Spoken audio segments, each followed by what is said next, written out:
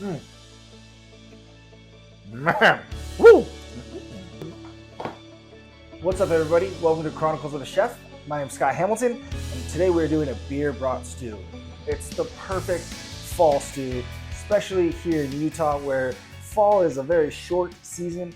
There's already snow up on the mountains the other day, so you're gonna blink and you're gonna miss fall, which means football season is still going, tailgating season is still going. I want my beer brats, but I don't want to stand outside. So let's make a stew that has all the deliciousness, the peppers, the onions, the mustards. We're gonna use two different kinds. Some Uinta pumpkin beer, which is so good, delicious. Some butternut squash. All right, enough. Let's get cooking. Got our brats. Nice and easy. The recipe again, I'm not going exactly on the recipe because of what we have. I know it calls for 4, but the package I could find was 5. So we're going to do that. We got a nice ripping hot pan. We're going to add a little oil to the bottom. Ooh, nice and smoky. There we go. I'm going to throw in our brats. And we're looking just for a nice, good sear. Oh, you can hear the sizzle. Love that. We're just looking to get a nice sear on all sides, or as many sides as we possibly can. But as you can see, we're getting a nice, beautiful sear on these guys. Loving that. We're not looking to cook these all the way through right now. We're just looking for that hard sear all the way on around the outside, or as much as we can around the whole outside. They get a little slippery and whatnot, but we want that fat to render. That for sure is something that we want to have happen, so we can cook everything in those delicious flavors. All right, we're gonna call these good. Nice hard sear on them, looking beautiful. We're just gonna set these over to the side to let them kind of rest. And again, not stressed that they're not cooked all the way through. They're gonna be very, very much raw in the center, but we're just looking to render out some of that fat so that our onions would have something delicious to start cooking in. We're gonna add just a little bit more fat just to make things good and sure. But we got our onions going. We're gonna turn our heat down just a little bit, throw in our caraway seeds, and then give that a nice stir.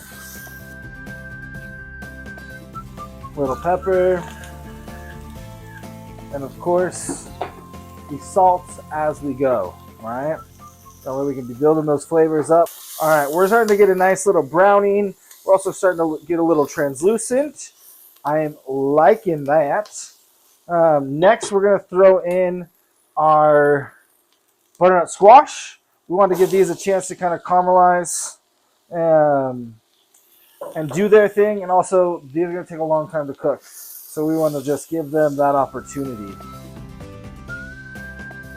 The smells are intoxicating, which I love. All right, now we're gonna throw in our potatoes. These are gonna sit out much longer. I would have thrown these in some water. It's just to help with the oxidation so that they don't turn brown. But we're gonna give that a nice mix. Oh yes, looking very stew-like. All right, so we're gonna add our garlic in now. We're also going to do about half of the herbs. So this was our thyme and dill.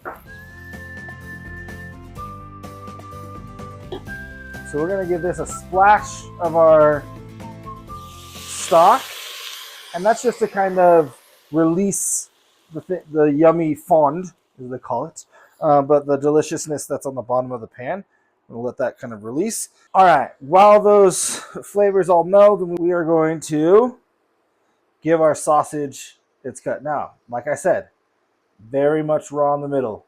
That's okay. Now, if you wanted to, you absolutely could buy just the ground bratwurst, ground sausage. You don't need to have them cased. I like the look and the kind of the chunk of it, but if you wanted to do ground, it'd be just as delicious. All right, we got our brats in there. We're gonna give this a nice little stir, get it all mixed in together. And this stage, I'm not going to add salt because those brats are heavily salted. Pork is kind of on the salty side to begin with, and it's already a seasoned meat. So we're not going to stress about the salt on there. We're going to add a tablespoon right now, a rounded tablespoon of stone ground mustard. We're looking for that acidity from it. We want a little bit of spice to kick all of the delicious things that come with that. Give it a nice stir, mix all those flavors in together. But it is time for our Uinta pumpkin beer. We're going to do just a kind of a splash of that. We're just looking to kind of pull the things up off the bottom of the pan and let that reduce down, kind of let those flavors really start to mix in there. All right, we got that going. Now we're going to hit it with our flour. And we're just looking to get this fully incorporated. It's going to kind of look pasty. It's going to look a little weird. But this is the basis of our roux. All right, we've given this some good time to kind of cook, and that flour starting to work its way together, really starting to bind things up. Love that. We're going to turn the temperature down. We don't want this beer, we're going to use the whole can, but we don't want this beer to really boil. Boiling it's going to open it up a lot. It's going to make it extra bitter. We're now no longer going to be looking to boil. We're just looking for a nice rolling simmer throughout the rest of this cook to make sure that that beer stays delicious and flavorful and doesn't turn anything bitter. All right, we are going to add a quarter cup of mustard. The recipe online calls for yellow mustard, and that's just because it's really vinegary. But I don't have any yellow mustard right now, but I do have this delicious Dijon stone ground deliciousness. Oh, you can smell the mustard. Okay, we're going to pour in some more stock. We're going to leave ourselves just a little bit left over to kind of play with it at the end. We want this like medium, low heat. Again, no big boils, just a nice simmer. We are going to throw in the last of our herbs. You can save some for garnish, but you can always cut up some more for garnish. And then we're going to throw in our bell peppers. Really start to let all those flavors get to know each other. A little more salt, a little pepper.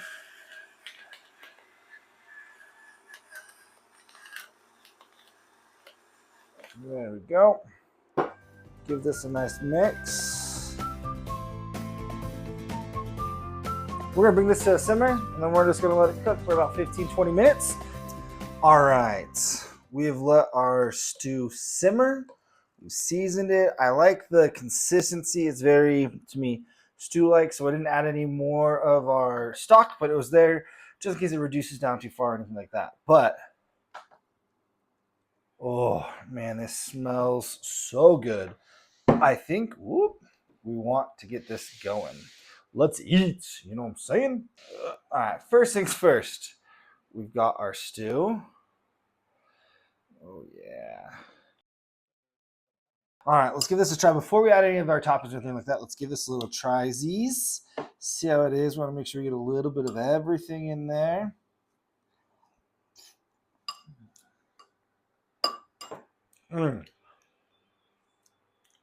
So good. It feels like I'm eating a beer brat. It feels like all those normal flavors are there, but then there's just like this extra comfiness to it because it's in that stew. There's nice, bright, little bit of that like mustard heat, but mainly it's just like the brightness of the mustard. You get the low little background notes of the herbs, the dill and the thyme in there. And then there's just wonderful sweetness from the butternut squash. The peppers and onions just make you feel like you're eating a sausage. The sausage is super tender because we got that nice sear. We rendered out that fat, and then we just let it just hang out and cook slowly in there. So the potatoes have a nice bite to them. The peppers aren't cooked too much. Oh, man, so good. Now, you add in some sauerkraut because I am a sauerkraut kind of guy for when it's on my actual brats. And then we got our herbed little sour cream, a little dollop right there, nice and simple. And then, of course, we got one of our little crostinis. Oh, man. So good. Now this, the smokiness from the paprika, all the flavors from the King's Peak is phenomenal. But this right here, first of all, beautiful. Second of all, the smokiness of this is going to make it feel like it was on a grill. I'm so excited for that. So we want a bite, of course, of everything.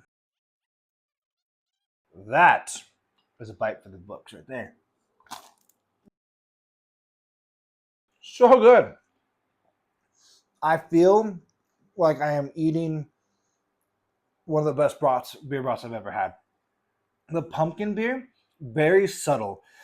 And I think that the pumpkin beer adds this like rich, earthy sweetness, because that's very much a pumpkin flavor, to the background of this that is just so good. And when I've done it with regular beer, it's also really, really good. And you get a little bit of those bitter notes and all those things, but there's just something about the extra depth of flavor that the pumpkin beer takes this. And then the herbed sour cream just pops. It's bright, it's fresh, it's tangy. It gives it this extra luxurious, like rich kind of feeling to it. Oh man, this is delicious. And I'm excited to eat the rest of this.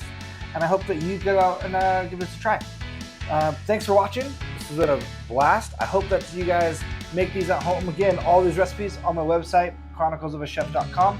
Make sure you like and subscribe for more videos to catch them. And if, again, any questions, wondering, hey, what about this or that? Or I saw your website, what about this or this? Let me know down in the comments and we'll be making those kind of videos. But until then, I am going to continue to enjoy all this delicious food. See you guys. I'm out. Man.